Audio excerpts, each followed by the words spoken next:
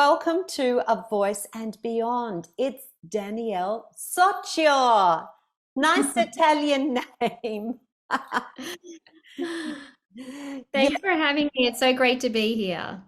no, thank you for taking the time out of your busy schedule to be on the show. We have a lot to cover. I'm fascinated by the work that you do. So, you are a singer, a voice teacher, a speaker, the creator of Awaken Your Voice Program. And you've had quite an interesting journey, and you have some stuff to share with us that I think is really valuable for the voice community, especially, and any up and coming singers or singers in the midst of their careers to have a listen to. So, where are you Mm. based, Danielle? I'm based in Melbourne. Oh, Yeah. be a bit cold there. Look at me. I'm on the It Gold Coast. is. Yeah.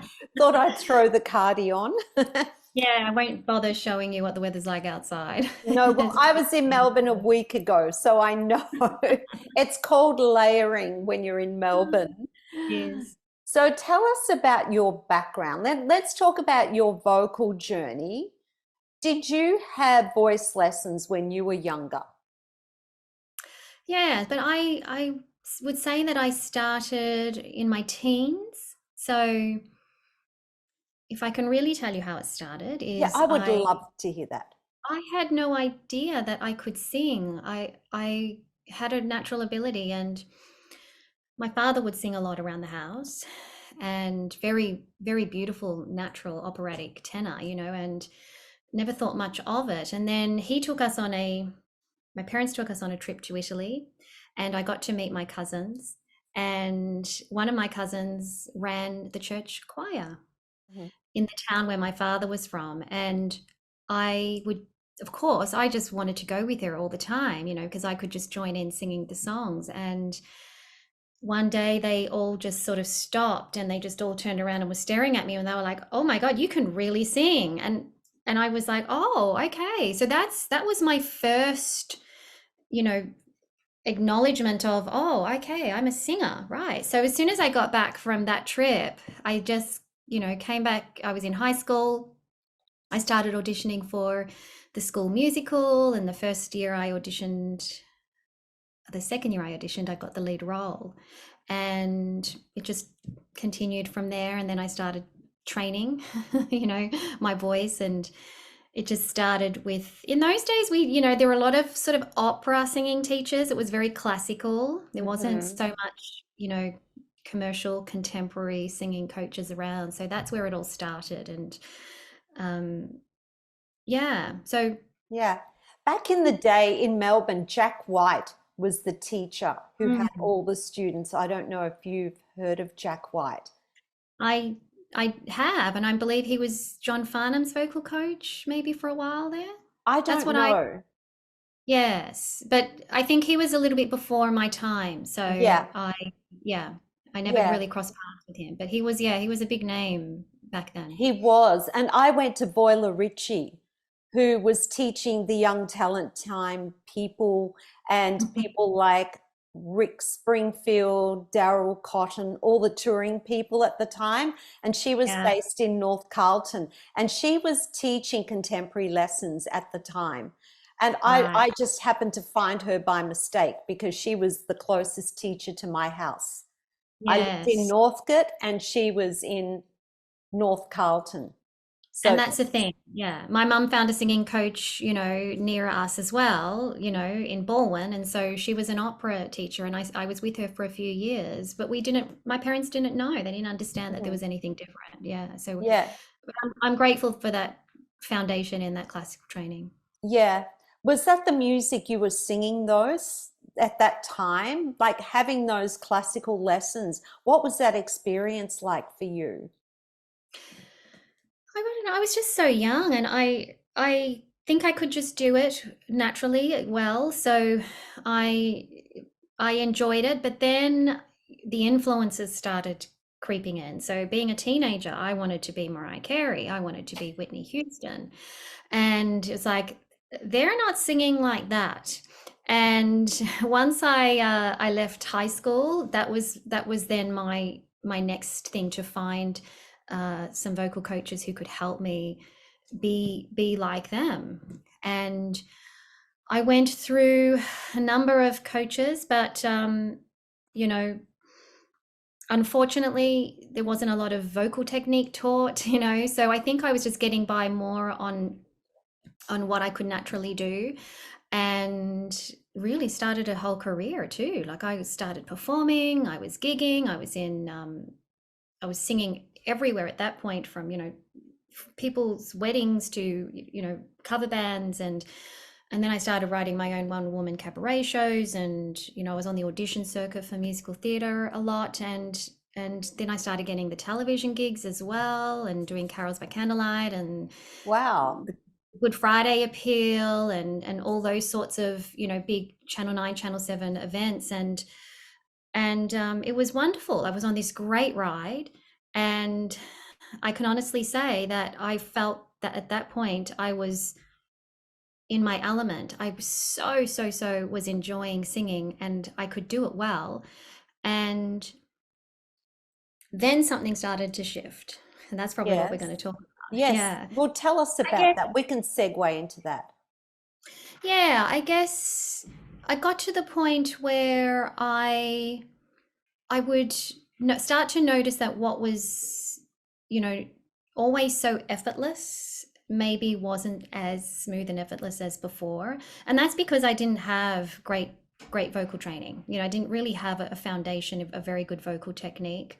I think, you know, I came through a lot of singing teachers who just were good singers, and just taught what they knew, you know. And Hmm. you know, and that was unfortunately what many of us in that at that time went through.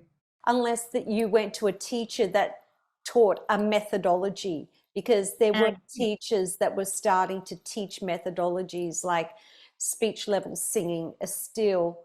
There were yes, some of those teachers out there. So unless you went to someone that was teaching a method in contemporary styles, there really wasn't anything. And a lot of those teachers that were teaching contemporary styles were singers that had great performance careers, mm, highly successful as performers, and just transitioned into teaching and were yeah, more like coaches. yes. And so that's when I started realizing and started searching, something's not right here, you know. And within my own voice, I would just find sometimes it might sort of fatigue a little, or just wasn't, you know, flying up through the top notes as effortlessly as it could. And this was over a period of, you know, 10 plus years. So um so I stumbled across speech level singing. Mhm. And so that was where I started to, that was probably the first methodology that I was trained in, and I stayed on that program for quite a number of years, and ended up becoming certified. And Can I it was, ask you, at that time, were you being taught directly by Seth Riggs or one of his I people? by a number of his people. So there were a couple of you know, master coaches Mhm. that that taught his work, and occasionally I would book in directly with Seth. And when I went to Los Angeles, I had a couple of lessons with Seth, How and was observed. that? Yeah, great fun, and just observed him teaching. But you know what? I was most excited about the fact that he had taught Michael Jackson and Stevie Wonder, because Oh, I yes. was I was the biggest Michael Jackson fan. So I think that was like the biggest draw card from the whole for the Yes. whole vocal technique thing. And it's like, well, and he, remember, he had that book out, you know. So um I think it was called Speech Level Singing or something. And so there were very few people who had books out on contemporary singing, but that one was well known, and so that's why I gravitated there. And you know, just seeing the pictures of Michael Jackson and Stevie and everyone on the wall, that I was And excited, you didn't know. Kelly Clarkson learn from him as well? Yeah, I think he helped her through that period. Mm. Yes, yeah, he taught a lot of people. Yeah. And look, you know, I learned some. It gave me some things that I really needed, and it was really great. And at that point, I threw myself really heavily into becoming, you know, a very good vocal coach. And I had all these great new tools, and um, but that wasn't perfect either. You know, it showed, after a few years, I realized that there were some things there that weren't quite right. And Mm. And the science was evolving through that period. We were all kind of learning something, and then learning that, oh, actually that's not really correct. And so we were, I think many of us singing coaches at that time were in the same boat. Were you in that boat too? Like, the science was emerging and we would all latch on to these modalities thinking it was like, the most important thing you could ever be, in a steel teacher, an SLS teacher or whatever. and Well, and to be honest, I didn't know any of those things existed till 2008 because right. my whole career trajectory is really different to what most people's is. That I had my performance career and then I started to teach alongside of that, but didn't have formal training other than those singing lessons that I had as a teenager. And I Mhm. didn't go and study formally till 2008 at Queensland Conservatorium. And it was then that I started to find out all these things existed. So Yeah. I was not throwing myself into the learning side because, as far as I knew, if you wanted formal training, it had to be classical, and I didn't want classical training. Yeah. Yeah. Yeah. So I guess that, that resonates with me too, was we were all on this search for, I want to be able to sing those Whitney Houston songs or something like that.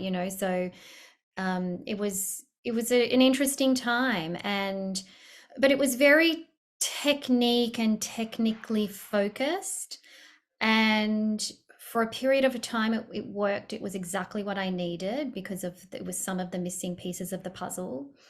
So, what are you But speaking about here? Is this still SLS or some of the other training that you went and had? Uh, yeah, a bit some of the other modalities as well. This is probably a good 10, years plus of just moving, through the, learning, trying to understand different modalities, trying to get a really good understanding of the science. Mm. Um, so it was great, and my voice was doing really well, and it certainly helped clear up any of the vocal issues I had, you know, gigging with cover bands and things like that, or even, belting out big musical theatre songs and stuff, because, wasn't taught properly how to mix belt and do all those sorts of things. So now I had all this, and things were great. But then I started to lose my voice again a little bit. And this really was the next phase of what I went through. And I, unfortunately had quite a bit of a traumatic experience in my life. And at that point, my mum had passed away. Oh, I'm And there sorry. was, there was a, Yeah. yeah, and there was a lot of shutdown, a lot of grief, a lot of not wanting to process or feel the emotional weight of it. And I I think understand. I lost yeah, my mum last year. So I oh, know that for a daughter, when we lose our mums, or anyone when we lose our mums, it's a different kind of loss. it is. It is. We were very close, and I don't think I realized at the time, or I didn't realize at the time, just how much of an impact it would have on my life and shape Mm. me for the next 10 years, because um, I kind of started to lose my mojo for performing a little bit. I threw myself into my studio and my teacher training, and I convinced myself that I was happy doing that. And I was, because I do love teaching and I'm good at it. It's natural also. I'm not just the performer, I'm also the teacher, but something just wasn't sitting right within me and I couldn't put my finger on it. And then I started to see the same pattern in my students. So I would be using vocal technique because that's what we were taught. There's all these mechanics, and there's a vocal issue there, there's a tool over here to fix it, and there's another, vocal issue over there. You go into your tool bag and you fix it, but it's all physical, it's all mechanics, and sometimes they weren't enough, it just wasn't No. working.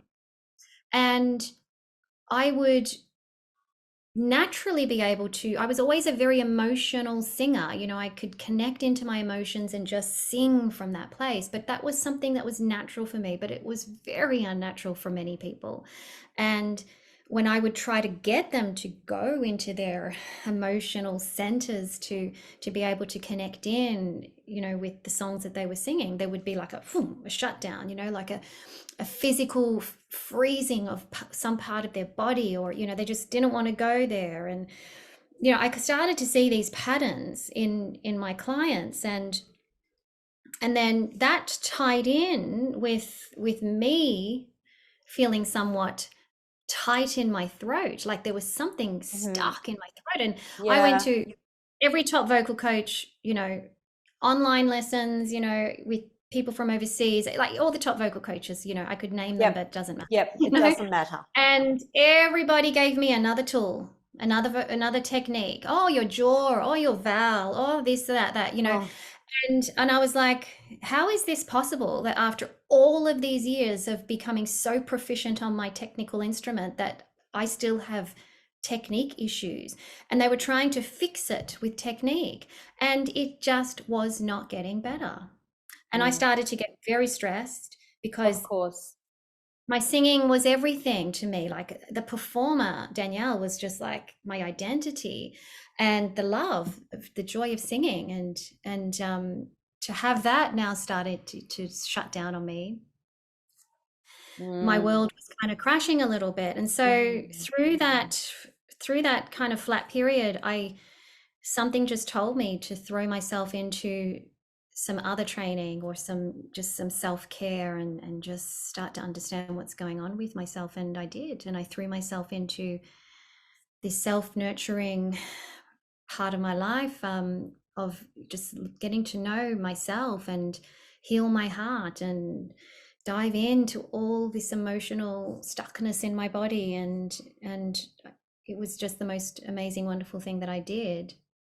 And after years and years of just completely 100% focusing on that and having no singing lessons, my voice just came back as I released all of that stuff inside of me. And it was just even better than ever before, because there was so much stuff I discovered about myself and how I was holding myself back, even in other ways, not just the Mhm. grief.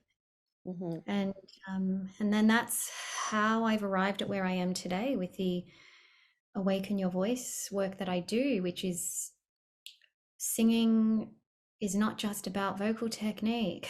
It's about Yes. so much more. Yes. And often we miss that as singers and as singing coaches. We miss that. We don't see it. We don't know it. And it's totally transformed the way I sing. It's totally transformed the way I teach. So it's Yes. been wonderful. I am hearing you and I'm singing your praises right now.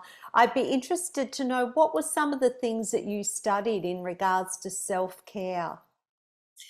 Well, one of the modalities I went into was called the journey, and I spent quite a few years on that. So now I'm a certified journey coach, and what it is just being able to understand how much the emotions are so much at the core of our personal expression, more so than mechanics. And we're not taught emotional freedom and intelligence. We're not taught how to understand and process what's going on with us. And we would sometimes stuff the emotions in the body, and all that storage of shutdown. And then you start exploring and peeling, you know, the layers away of all of this, and you see, oh, it's not just about the grief I experienced, you know, in that Yeah. traumatic time of my life. It's actually stuff that's piled up since childhood and birth. And you start exploring a lot of this and just bringing it up to the surface through beautiful processes, and and learning how to deal with these emotions in the body. And when you can open that up and access internally really easily, like just be able to know that point in the body and go there, then that frees up the voice in a way that you can't teach with technique. And some of the other, you know, I'm a trained meditation teacher, so I use meditation as well. I also am trained in sound therapy, so I went down that road for a little while, and a few other modalities. But the other big one I teach is the art of feminine presence, and it's just beautiful because it also deals with the energetic side of understanding this energetic body that we are. And I can use these techniques of embodiment, of learning how to feel into certain parts of the body and express ourselves from those parts of our body. And when we do that, the body naturally aligns itself and knows how to express itself. And it really often, when I approach my singing or my coaching in that way, the voice lines up in a way that I could never be able to do with vocal technique. And Okay, I, yeah, that I find that it's really sounds amazing. that sounds amazing. We're going to start breaking all this down. So we've Sure. heard me.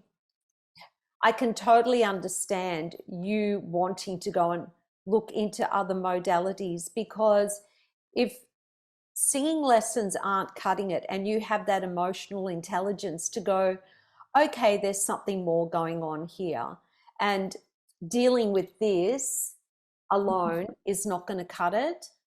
So Yeah. for those of you who can't see, I just pointed to the larynx pretty much. That as singers, our whole body is the instrument, and that includes our psyche, our emotions, our minds, our hearts. All of that is a part of the instrument. And sometimes it's really sad because teachers, they keep poking away at technique, and they think there's something wrong with the student and make the assumption that, okay, well, that student's just a bad singer, or they just are not very responsive. But we've never walked a day in that student's life. We don't know what's going on with them. And there are times you have to kind of dig a little deeper. So I'd like you to describe your Awaken Your Voice program. So what does that entail? Who do you teach, and who comes to you? Well, yeah. Well, I developed a program, which is a group training, and I run that several times a year. I also do private coaching, but I also include some of this in my singing coaching because I still coach singers and performers. And so fundamentally it's about presence. It's about bringing the art of energetic presence into your awareness. So understanding that we, like you said, we do not sing from our throat or just our head. We sing from our entire body. Our entire body is not just physical, it's emotional, it's energetic, there's energy, and it's psychological. And we need to be able to address all of those as vocal coaches because they all play a part. And, you know, I don't know if you would find this, but I would get frustrated because I would, I would somebody would just break down crying in a singing lesson because if I was trying to get them to connect, emotionally or to express in a different way, and it would trigger some sort of response in them, and and I just didn't know what to do other than hand them a tissue. It was like I didn't have the skills, and so I wanted to be able to Yeah. have skills to go, how do I address this right now and actually fix this, like actually help them unravel this for themselves. Mm. And and and then you just can see how when they can let go of whatever that block is, it just, the whole body changes, like the whole instrument softens, it opens. It's like they've got access to a different part of their body that they didn't even have before. Because when we're so closed off, like our heart is really closed off, or our we're really closed off to our core part of our body, our belly and our pelvic, Mm. part of our body, which many of us are because we've never been taught how to connect to that part of our body, internally, in a deep way.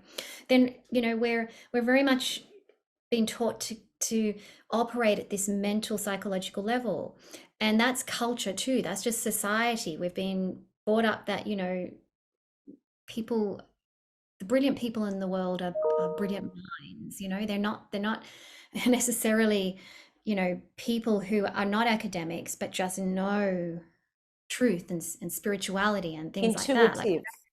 exactly, we don't value that. And things are slowly changing, but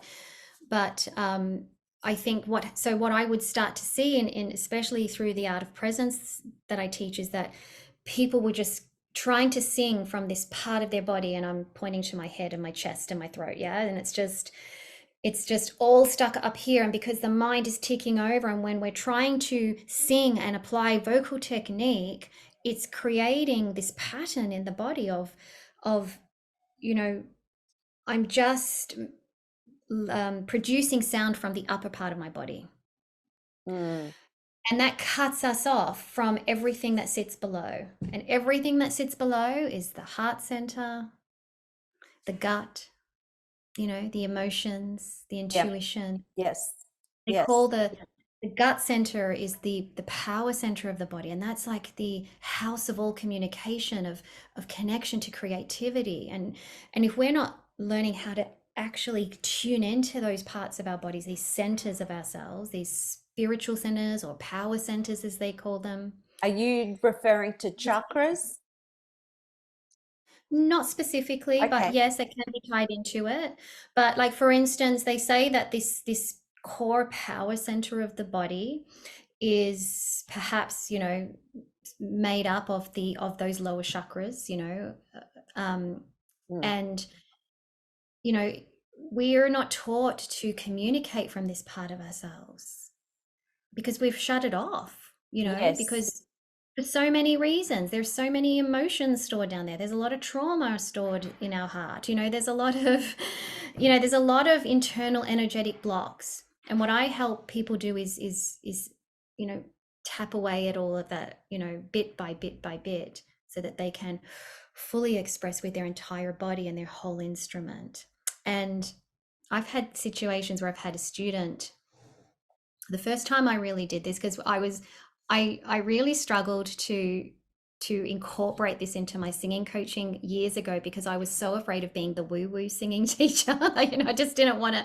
Do you know what I mean? Like coming from all of these these Well, methodologies and well, if you're woo woo, you're in the right place, because I feel like that's a word I use in every single episode is woo woo. And a lot of this stuff is not woo woo. And I have come to like this thought process that people call things woo woo when they don't understand something or it's beyond their understanding, so they label it woo woo. Yes, yes. Yeah, but can I So just say something? yeah. Sorry, I don't want to interrupt your flow.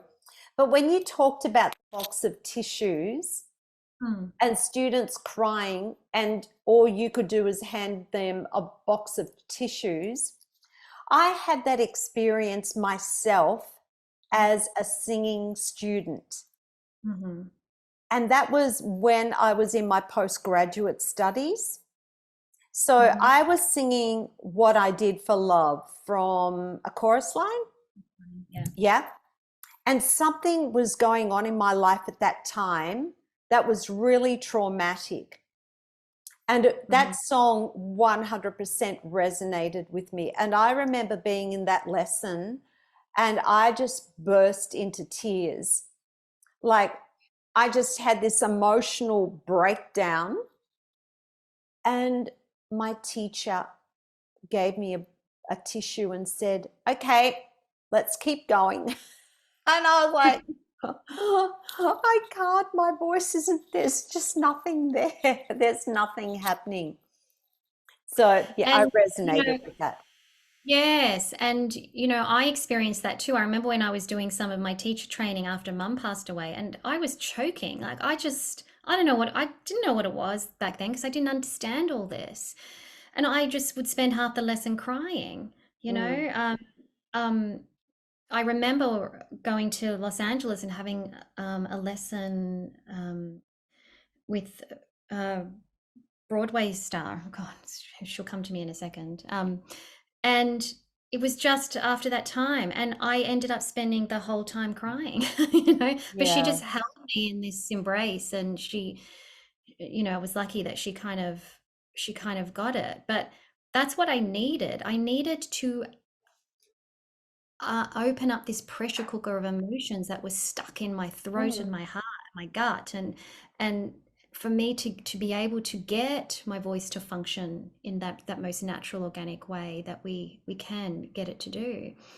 And um, we so I there was an example is that I the very first time I really bought this technique, there's this embodiment I technique which is called connecting to your power center and singing from that place.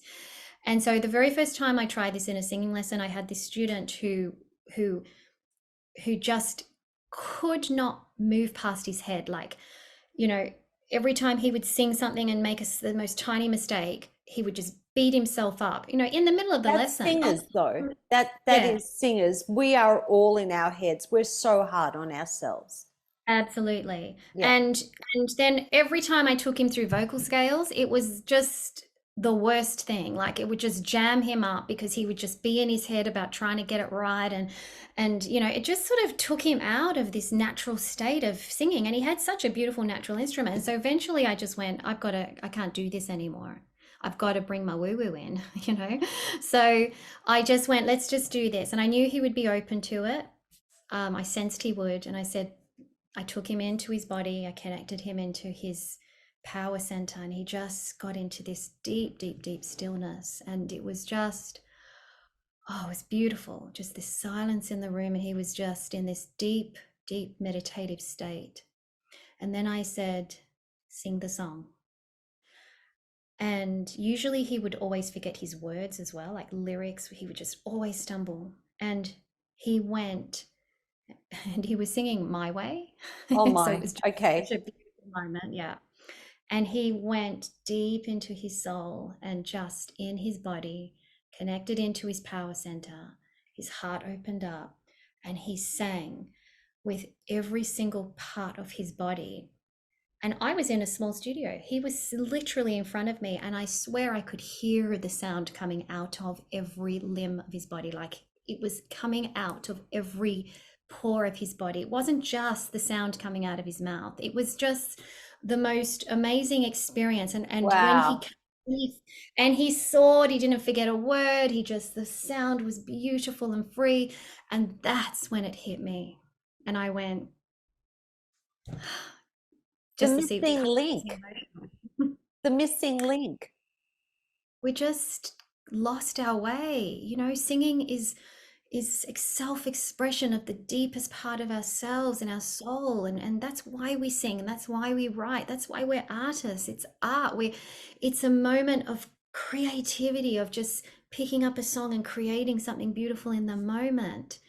And this whole approach to music learning, not just with singing, where there is so much focus on becoming proficient in your instrument, and then we'll teach you how to be the artist after that. It's so wrong. Hmm. And I realized from that moment is I could never ever teach the same way again, and I did not have to take him through another vocal scale. He just learned how to truly sing from his body in a way that his body organically, innately knew how to express from the deepest part of himself. And his instrument lined up perfectly. No vocal issue, Hmm. no trying to figure out which voice am I in, is this belt, is this chest, is this, all that stuff. Like Yes. just pure alignment and perfection in the moment. So And do you that's what think presence. So do you think this works with everybody? Because like every singer that comes into our studio is very different. And so if I let's break this down even further. So just say I come to your studio for a voice lesson or I commence lessons with you. What do you do in that first lesson with a brand new student? And have they had a singing experience before? Well, let's just say, let's make it someone that has sung before. Yeah, yeah. If they've had singing experience and they've got some good technique, um, then I would I always let them know that that's the type of teacher I am. Like, I'm going to try, these different types. It's a very holistic approach. Sometimes we'll be using vocal scales and exercises and technique, because I'm not saying we don't need technique. I want to point that out. It's so important. Like, it's the physical component is so important, but my belief is that the emotional component, the energetic, the psychological components are just as equally important. Right. And and so my philosophy now is we cannot separate the two. So in some way, I might show them the physical aspects of what I want them to do, and then after they've just experienced that physically, I might say, okay, so now just let's come into your body. So I might teach them then how to come into the body, and then they're feeling it from both angles. Like, okay, I can feel the physical change in what you've taught me, but now I'm also just allowing my body to soften and to center myself and to feel a little bit, and then suddenly everything just starts to fall into place in a much simpler way.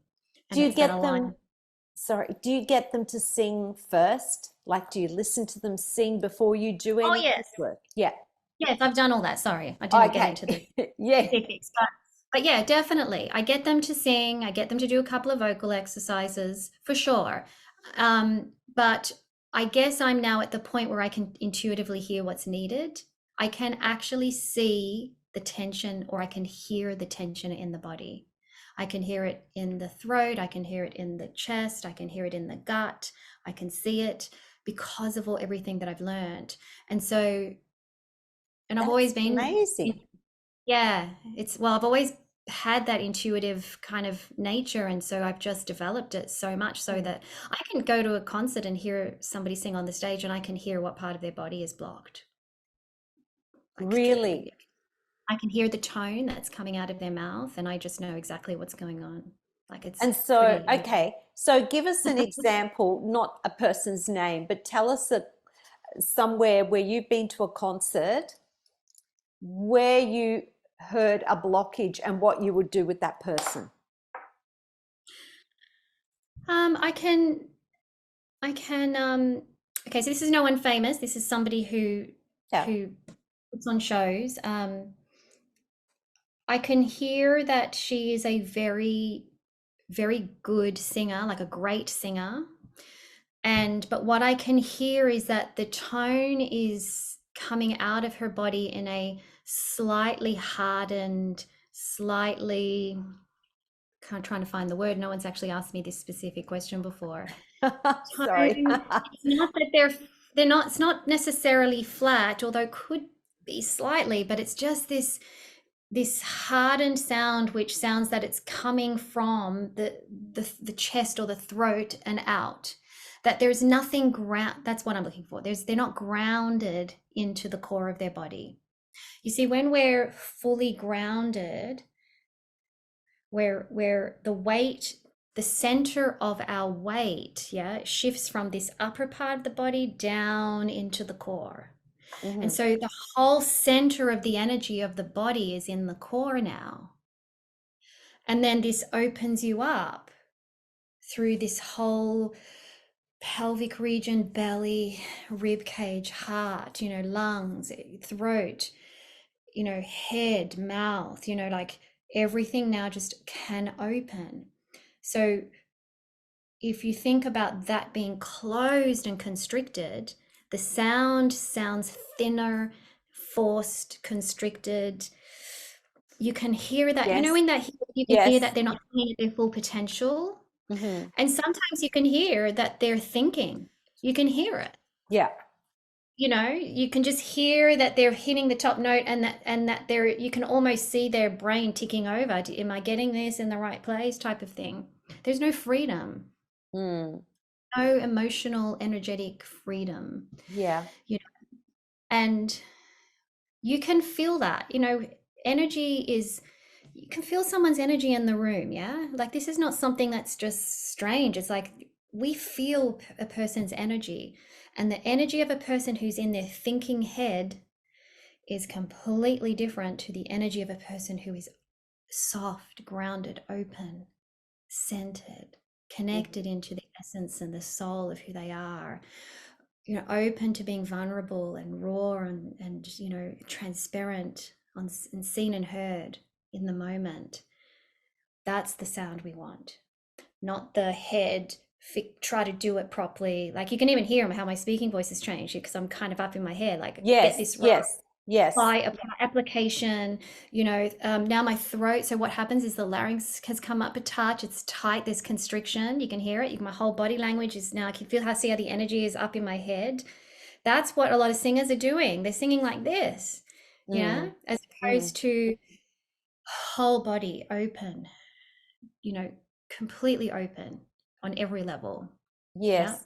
And so when these clients come to you, obviously you tailor a teaching program specifically for the person that turns up on that day, in that moment in time, and whatever their issues are on that day. What are some of the most common things that you're finding within your clients are preventing them from reaching their full potential vocally or in life? Yeah, so it's one of those things I've spoken about. So my program, Awaken Your Voice program, it deals with the physical awareness of the body, the energetic awareness, the emotional awareness tools to be able to process and understand it, the psychological stuff of the ego, the thoughts, so all those sorts of things. So I cover all of it, and so I can intuitively sense what's going on. Somebody might come in and I can see that they're particularly anxious, so I know it's probably a bit more of a psychological or an emotional thing going on. Mm, And so I just know I'm not going to get the best out of their singing voice if I just dive into scales today. And because it mm. doesn't matter how much I try to manipulate the physical instrument, and I talk about, the vowel shape and the laryngeal positions and the balance of these muscles, it's just not moving. It's just not settling. And so if I can help them sort of open up and release some of that pressure emotionally or anxiety, the anxiety, then now I have more access to their physical instrument. Yeah. Yeah, yeah, And like sometimes you can just feel it. They're just ready just to do pure vocal technique, and that's great. Like we just dive in and get right into all the nitty-gritty of the physical aspects. Yeah. And but I feel like now I'm in such a happier place as a teacher because now I've got those tools other than handing someone a box of tissues, to be able to go, what angle are we going to take today? It's always exciting because I'm just like, someone's walking in the door and it's like, I could go, any angle here. mm, And I know I'll get the result that I want, which is just to get them sing better. And I can do that without even using one bit of vocal technique sometimes. yes, yes. And so, how do you create a safe space in your studio? Because obviously, students have to be vulnerable in order to do this work. How do you create that space for them to become vulnerable? I've done the work myself. I I love that answer because you know what? That's, I, this is just my belief, and I never say that I'm right, but my own experiences. I feel that as voice teachers, if we do the work on ourselves first and we value ourselves and our own self worth, that we are kind to ourselves first, that we take care of ourselves first, and we set the intention before we walk into that studio that we're going to be present with our student, that we're going to have an open mind and an open heart. We're not going to place limitations on that person when they walk in. Ta-da! exactly. Yeah, Yeah.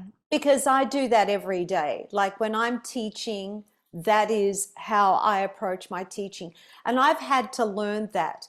And I had to learn it when my mum passed away, because as much as my students cared, and they did, they were just beautiful. And the emotional intelligence that they had to understand what I was going through, and the empathy that they had was just, I was so proud of them. However, they were still there to learn. And I had to do work on myself every day to hold space for them and get out of my own way. And that was the year. And if people have listened to me on this podcast before, they may have heard this before, but that was the year that I had the greatest teaching results. Was when I had to do the hard work on myself every time I set foot in the studio. Yeah, absolutely. Yeah. And you know, you've got to do the inner work. If you want to understand the inner work that a student needs to do, you've got to go through it yourself. And that's what I did. 100%. That's the only reason why I know how to do all this now, is because I just threw myself into it for years, and I'm still in the midst of it. I always will be. Yes. And the word that you used was to be present. The whole thing about this whole embodied, aligned way of singing that I'm talking about is presence. It's being so tuned into who we are at the soul essence of ourselves. And to be so deeply connected to that is the most amazing place to perform from, because it is true connection. It's a spiritual experience, you know? And if your ego self is in the way, your negative thoughts and self-beliefs are in the way, your emotional trauma like mine was in the way, my perfectionism was in the way, my need to achieve and to always be seen as be things right and being strong and good at everything I do was in the way, and it was in the way of myself vocally, it was in the way of my teaching. I had to, like you said, get present and still with myself and resolve all those issues within myself. And I think a lot of people can relate to those particular issues, but there's many others. Yes, Yeah. And it's a matter of finding your own and doing the inner work so that you can help your singers be their best, because you're trying to be your best. And the safe space, when you're truly present, that's safe, that's safety. When you are truly grounded in your body, it makes you feel safer. So I ground, I feel safe, and then energetically, my client will feel it. I get them to ground, they feel safe. That's what grounding is. It's How getting do you get them to ground? Is there a specific technique? Would you like me to take you through it in a Yes. quick way? Yes, let's do this. Okay, so bear in mind this might take a little longer, but it's just a meditative process. So think of, there are 3 spiritual centers in the body. So what these are ways of accessing the deeper part of our body, the essence, the soul of us, that present being that exists within us, that's free of thoughts and stress and, trying to fix and get everything right and do, the being part of ourselves. One is in the back of the head. It's the wisdom. It's also in the heart, the opening, the showing of ourselves, the expression. And then in the what's called the power center. And this is more in the belly, the gut. For women, it's probably more it is more in the womb space. It sits a bit higher for men. And so if you just gently, now you could close your eyes, and people who are listening can do this with us, and just sit comfortably or stand, whatever you're doing, and just bring your awareness into your heart. Just taking a few deep breaths. And you don't even have to be a great meditator to just feel the energy of your heart. You can just use your imagination too if you need to, if you've not done this sort of work before. And if it's just literally bringing the awareness into the energetic center of the heart. You can even just imagine yourself going right to the center of it, and as though this big, beautiful heart is opening. And you might feel your shoulders start to relax. And the breathing gets deeper.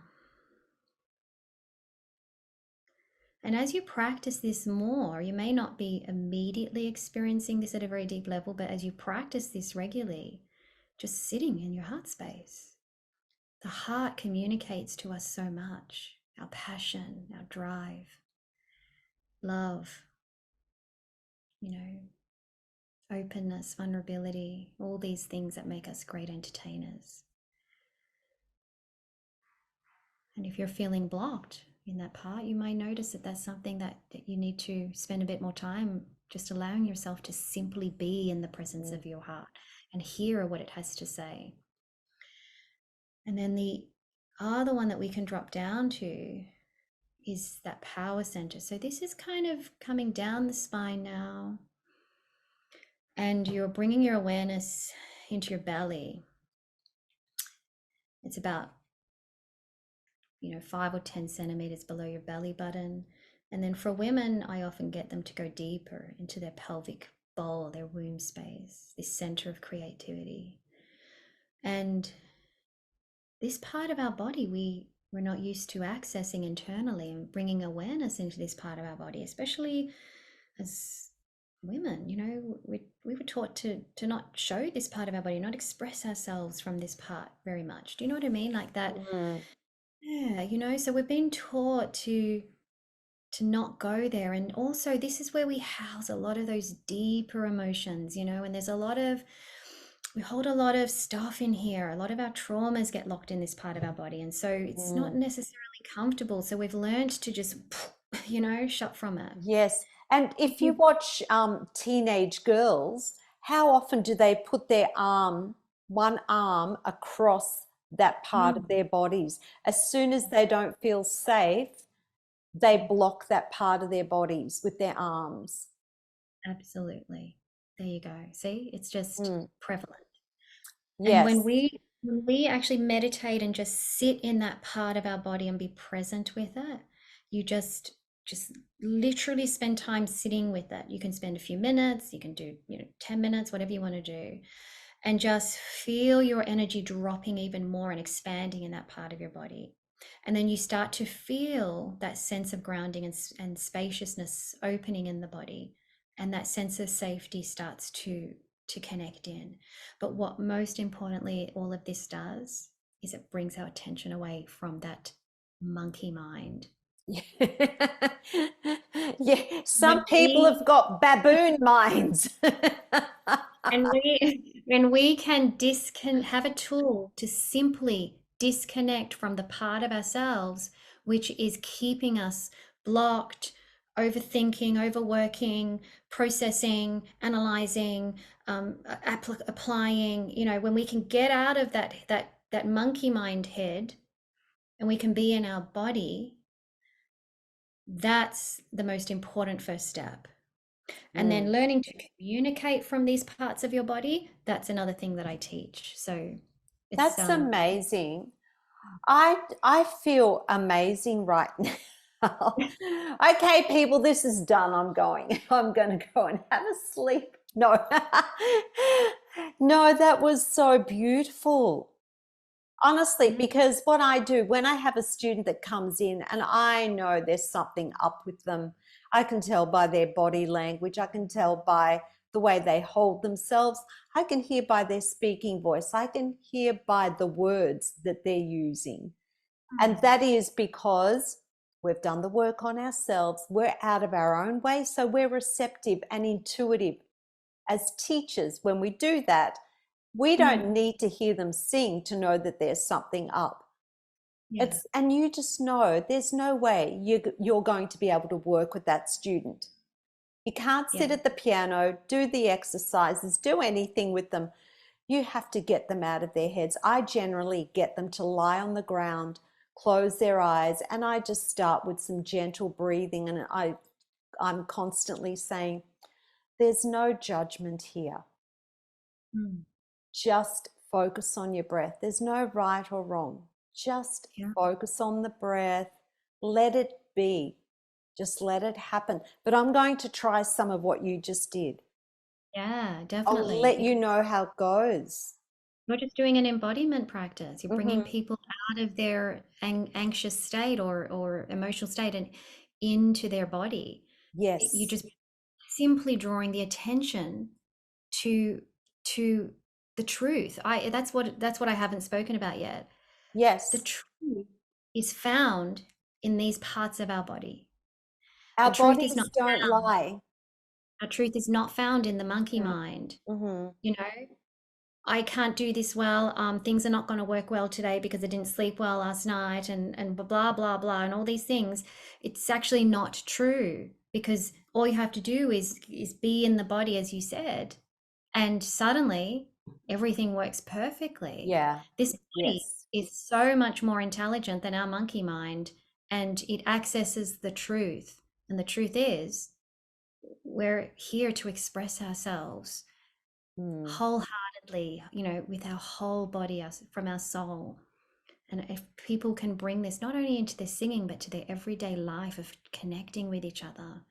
I connect with my friends now or my family, and I try to get present and still into this place in my body so I can connect with them on that level that creates a great relationship, a great Mm-hmm. level of communication, connection, that connection that we seek. This is how you connect with your audience too, Mm.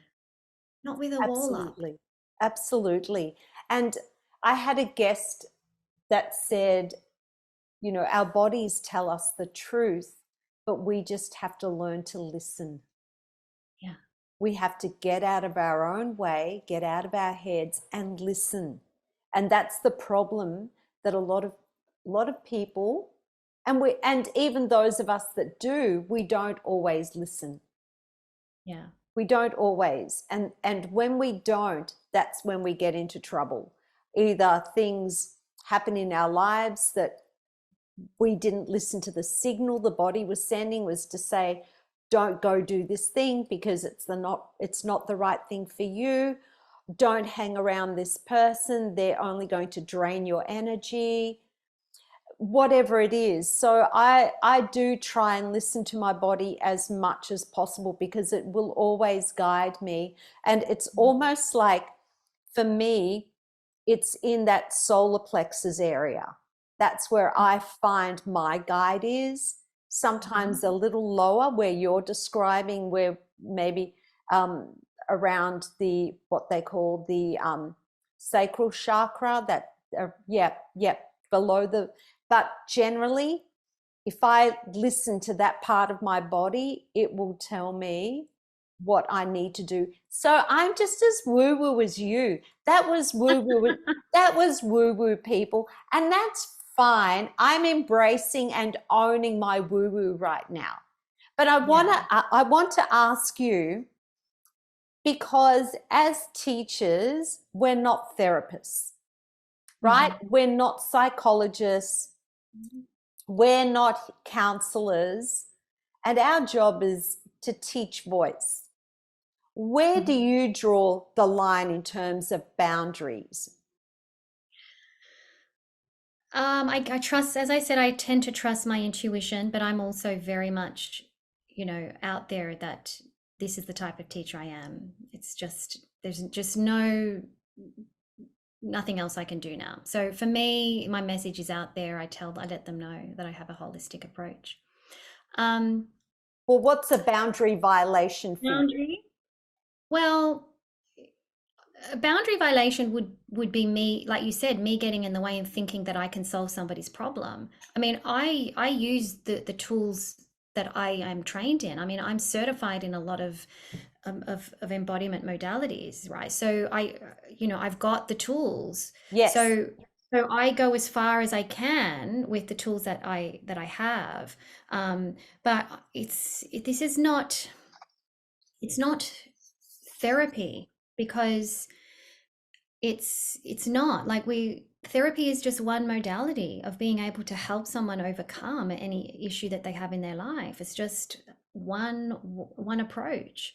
Mm, And there are, within that, there's many different types that sit within that field. And yes, that, you know, they're medically recognized. But I I spent quite a few years with a therapist and didn't get to any of this stuff. You know, so I, you know, after mum passed, I had a psychologist I would see, and, you know, I mean, it was good to a certain point, but I didn't know this stuff about spending time being present in my body and listening, you know, as you said, to the stillness within, and letting my truth emerge, and mm, dealing with my emotions, and, you know, mm, like on a very visceral level, you know, and this, it's just a different modality. And so I would say, don't try to be anything that you're not. If you mm, want to, if you want to be able to do more of what I'm talking about, it took years of training, and me pouring my heart and soul into my own stuff and figuring it out. mm, And that's how I've gotten to this point. And I was thinking just before you brought this up, is this is not for everybody. There are singing teachers out there who do a great job, oh, who 100%. who are just, you know, they're going to continue down the path that's right for them, and that is important. I'm not saying this is for everybody, Mm-hmm. but I would say that, you know, if you are finding that you're getting to a point with clients and you only have one tool bag, then that's probably as far as you're going to get with them, you know. But Mm, I tend to be a bit of a deep individual, if you can tell. And so I that wasn't good enough for me anymore. I couldn't teach that way anymore. And you know, so I just followed my gut, my intuition, to go down this path, and this mm, works for me. And I'm sure it's starting to change. I think a lot more people are starting to realize that this holistic approach to living, to expressing ourselves, to connecting with each other, to healing our stuff, to being free in life, to knowing our personal truth. Take that journey and see where it takes you, and then you'll know how to deal with this with your mm. clients. I Mm. think the thing that's really interesting here is that it took personal trauma for you to embark on this journey. And Mm. sometimes we need to have that happen in our lives for us to experience what it's like to look beyond the Yeah, mind and to start trying to figure out what works for us, and not being closed-minded. I love now that they talk about psychology and psychiatrists as that kind of work being talk therapy. So they're now mm. saying that's talk therapy, but there are other therapies out there as well. And talk Yeah, therapy is not going to work for everybody. Some yeah, people need to do other types of work, and it's finding the right thing for you. And it is with our students as well. Not one thing is going to work for every student, and not one thing is going to work for every teacher. And as teachers, we need to know our lane and stick to our lane. If something absolutely. doesn't fit for us, if something doesn't sit well with us, if we don't believe in what we're doing is the right thing, if there's something we don't understand, refer out, is what I say. Yeah, And I think the most important thing as voice teachers is that we don't create more problems for our students. yeah, yeah, And yeah, we need to check in with ourselves, know ourselves as humans and as individuals before we know ourselves as teachers. yeah. And I think that's beautifully said. I think one of the realizations I had is that through my lack of knowledge, which means only knowing physical vocal technique, I realized I was actually perhaps creating more problems for clients, because I was getting them stuck in their head and trying, you know, taking them further away from their purest, most natural organic expression. The body knows how to express itself. Mm, It really does, you it know, does. It you does. know? Yeah. And Yeah. so, yeah, I think it's so important to just be open to that there are other ways of approaching this, and life is, you know, the world's changing, you know, people are more Yes. and more open to this. And yeah, if it feels right for you, go for it. And I think even for some teachers who may feel that this is woo woo, okay, well, then that's fine. And we're all different, and everyone's level of woo woo is different.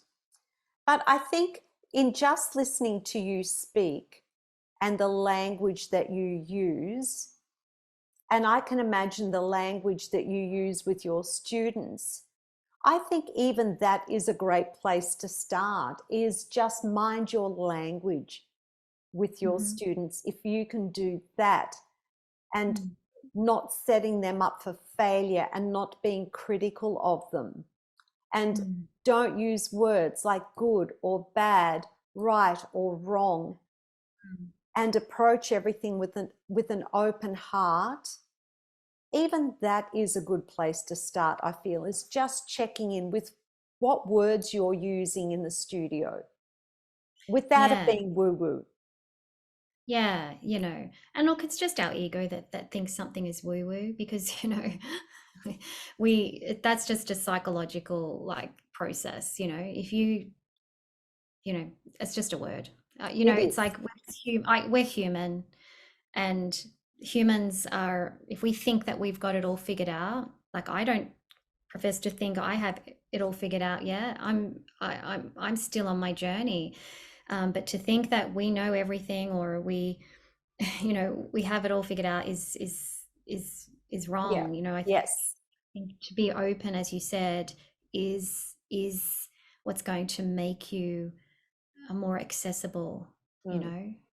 Yeah, And for as a people teacher. who think I'm woo woo, I just want to say that there are things that I think are woo woo.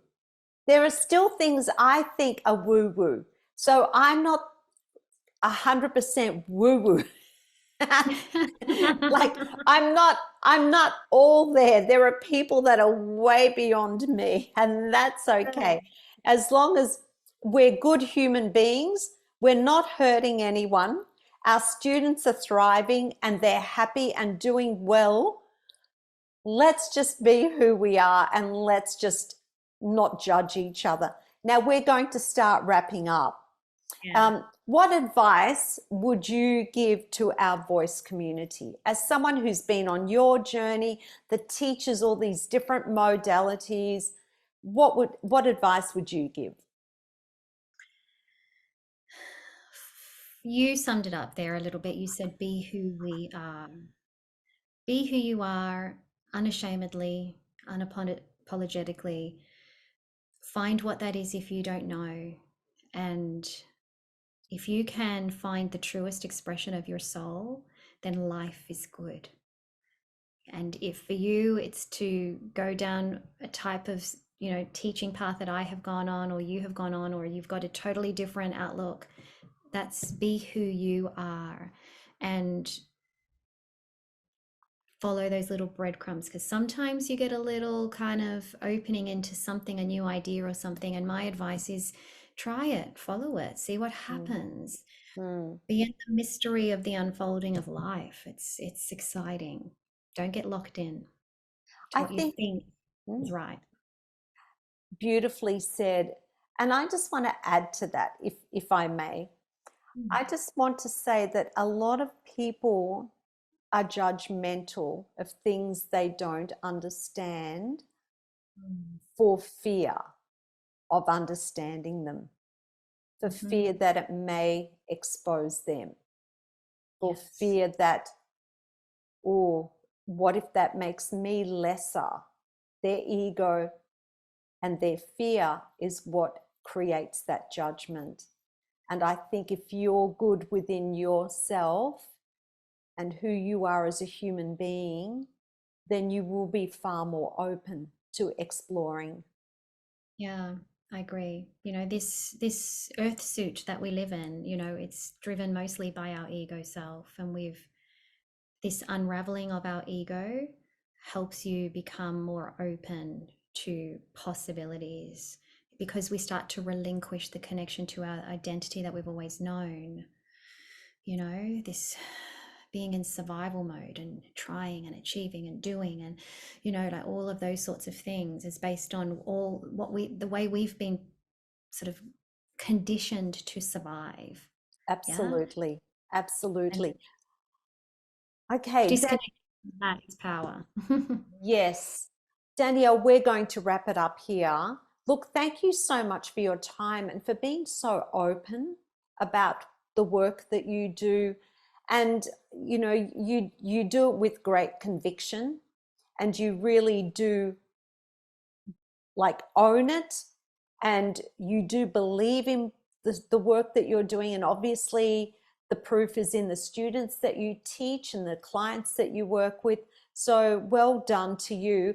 And if anyone from our singing voice community wants to reach out to you, we're going to share your links in the show notes so that they can find you. And they want to learn some more, they can find you there in the show notes. Yeah, absolutely. I would love to connect with anybody who's listened to this, or even if you're just curious and would like to know more, I'm happy to connect with you. So, and thank you so much for having me and for giving me this opportunity to have this conversation. I think it's like you said, it's an important conversation in the singing world, and I know there are a lot of people out there who are on a very similar path, and it's great to be able to share in this type of conversation in this world of music and singing. And so I really appreciate you providing this On platform. Oh, I appreciate you taking the time to be on the show. And I think where I'm coming from, I think it's a great reminder that when we're working with students, with singers, anyone using their voice, we're working with a human.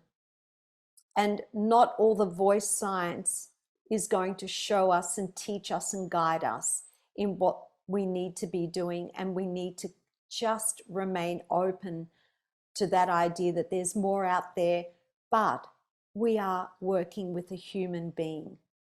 Yes, and we are all a work in progress. We are constantly by the minute in my place.